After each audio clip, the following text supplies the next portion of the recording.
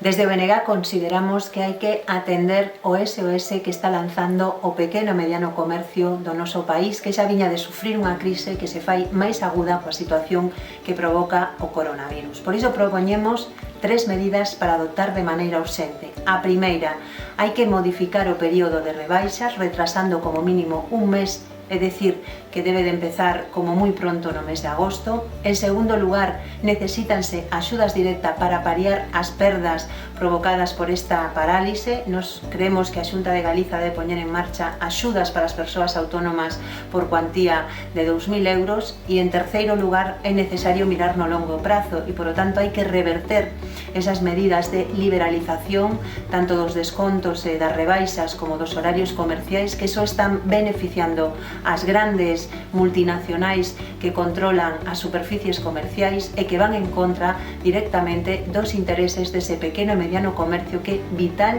na economía do noso país e no dinamismo económico que teñen que ter as nosas vilas e cidades.